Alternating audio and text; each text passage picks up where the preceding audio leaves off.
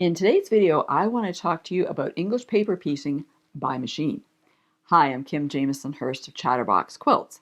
Now, I haven't really tried English paper piecing, well, a very little amount, mostly because it has to all be done by hand. And while I like hand embroidery, I'm not keen on, stitching little bits and pieces together so much. But I got thinking, why couldn't you do it by sewing machine? Because I bet you could. So let's just figure out how to do that, right? So I knew that I had in my studio somewhere, I knew where it was actually, which is a surprise, I had a die from AccuQuilt, and I know they make special ones for English paper piecing, but I've had this one for a long time, and it's the GO die. It's a hexagon -2. It's 55011. And it actually has 3 sizes of hexagons on, which is what you typically use for English paper piecing. It doesn't have to be a hexagon, but that's kind of a traditional standard shape that they use.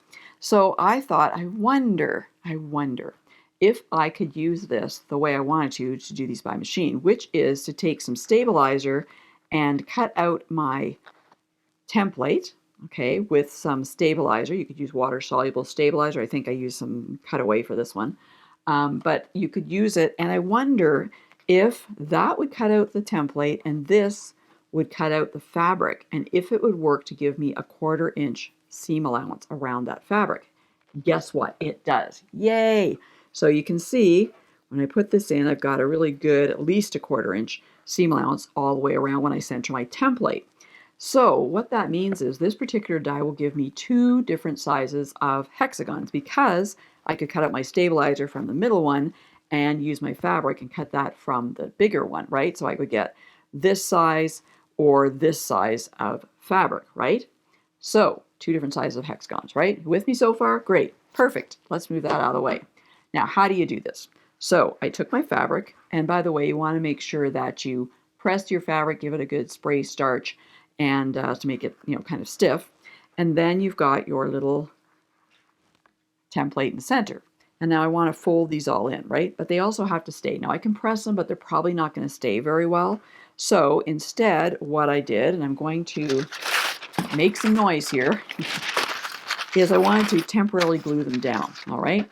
So I put some parchment paper underneath here because I don't want to get glue on my pressing mat, but I do need my pressing mat for this as well. So we got pressing mat, parchment paper, fabric template. Okay.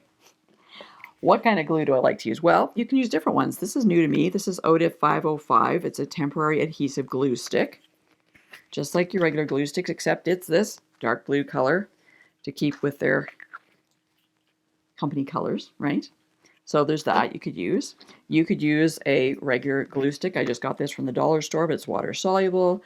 It's white, but it's a little smaller, as you can see. Or I even have these Bohin, what do they call them? Temporary glue stick, I guess is what they call it.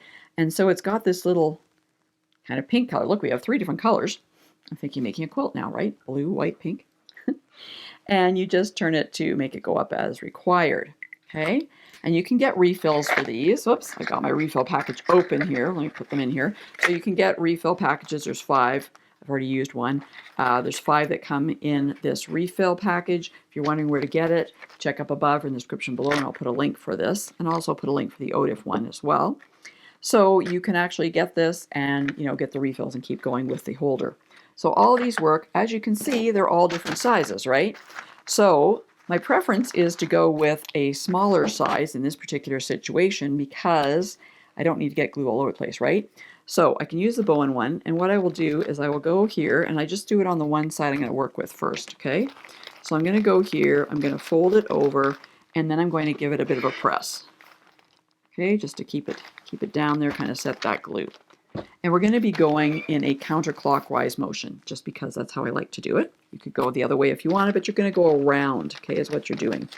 So sometimes I put on the little template you saw me do there, because it's going there anyway. So whether you put on the fabric or the template, putting on the fabric means that I can actually just put it on that part of the fabric that extends past the template, whereas if I put on the template, I might end up with some extra in the center there, which I don't necessarily want. So let's stick to fabric, shall we?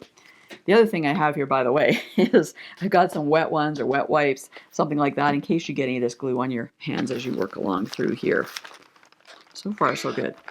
So we're just gluing and pressing to keep it down and going around my little template here to create my little hexagon. So what this is going to do is it's going to make this smaller, obviously the fabric, right?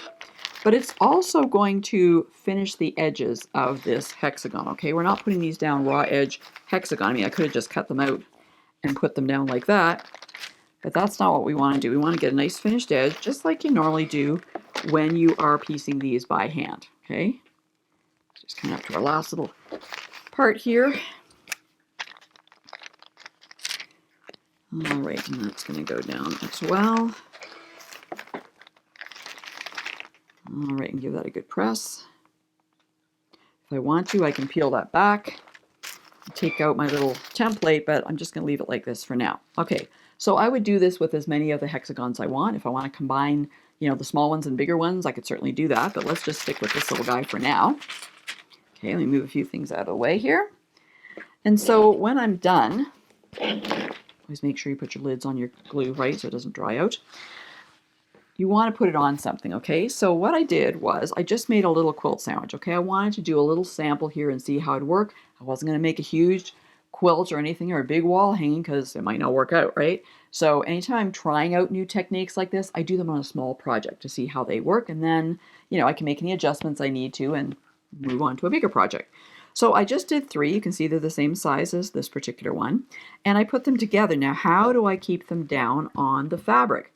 Good question, and guess what I did? You got that right, I used glue again, okay? So I put them down. I decided how I wanted to put them down first. There's only 3, so it didn't take me too long, right? And then what I did is I just peeled them back, and I just did some glue around the edges. Same kind of thing, just about a 1/4 inch around the edges, you know, put the one down, put the next one down, the next one down. And I made sure they're all butted right up against each other, okay? No gaps in between them. So that keeps them down. If you wanted to, you could certainly have pinned them down, but I found the glue worked really well and they weren't moving. And then I decided I was just going to quilt over them with straight vertical lines. You can see them going through the hexagons, all right? So that's going to permanently attach them to my quilt sandwich, right? Now, let's talk about some of the pros and cons of this technique, shall we? But before I get into that, I want to say a big shout out and thank you to my Patchwork Pal YouTube channel members. These are people who have joined my Patchwork Pal YouTube channel membership, and for a small monthly fee, they not only support my channel, but they also get amazing perks as well. So if you would like to support my Chatterbox Quilts YouTube channel and get early access to all my videos, which is one of the perks, just check below any of my videos. You'll see a join button there. Click on it. It'll give you all the details. You could even become a Patchwork Pal member today. Now, what are the pros and cons of this method? Well, the pros are you don't have to do any hand stitching, right? Yay! Okay, it saves some time. It didn't take me any time at all to whip this together, to be quite honest with you.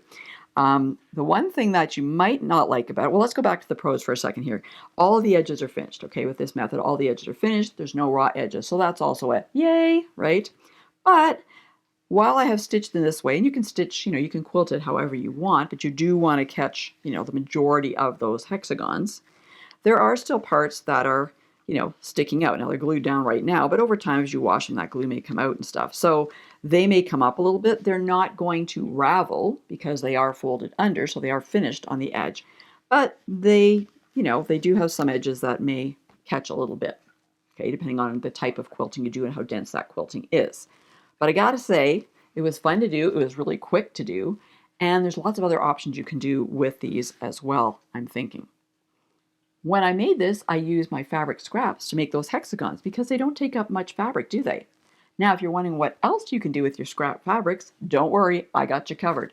Check out this video that has all the information you need. And for more helpful quilting information, be sure to go to my website at www.chatterboxquilts.com.